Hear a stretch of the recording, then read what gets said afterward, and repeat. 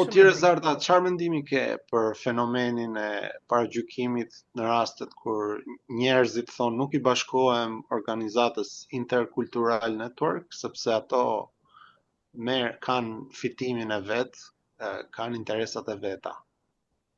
Atëherë janë dy situata krejt ndryshme. Me organizatën që ne kemi pas në Itali, aktiviteti ishte falas dhe në atë kohë ishte shumë vështirë që prindrit të merrnin pjesë në eventet që ne organizoshim për sa i përket masimdhënies, aktiviteteve për festat e nëntorit.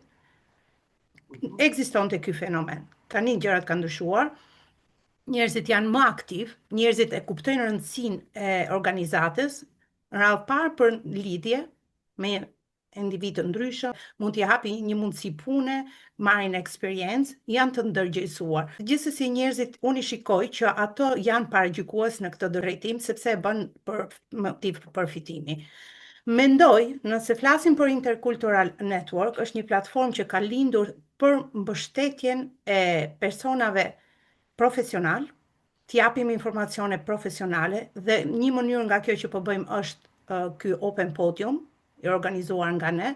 Ne nuk kemi për momentin fonde ose përfitime vetjake, të gjithë anëtarët dhe kryetari i bordit punojmë sepse besojmë që diçka sa do të vogël të bëhet për komunitetit është e dobishme.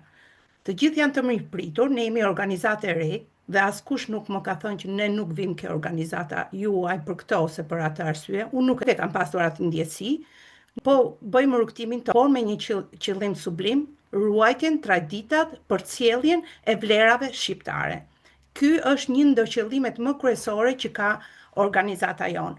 Që mund të zgjerohet dhe njerëzit janë të mirëpritur, të bashkohen, të japin kontributin e vet, pse jo, ne jemi më se të hapur dhe i ftojmë të gjithë. A jeni gatshëm të operoni dhe në Irlandën e Veriut? Ne jemi të hapur, unë ja kam propozuar Lilianës. Po, ja kam propozuar dhe Lilianës, por përgjigjja e Lilianës ishte shumë korekte, është rezart, unë nuk jam gati për momentin.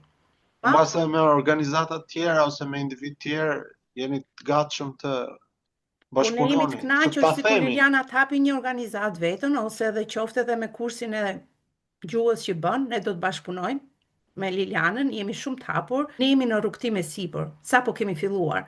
Urojmë që shumë kusht na bashkangjitet organizatës tonë, sepse vetëm nuk ecet. Qofte edhe me një grup të vogël nuk ecet. Unë jam që të jemi të gjithë bashkë, bashkëpunojmë bashkë, qofte edhe me organizatat e tjera.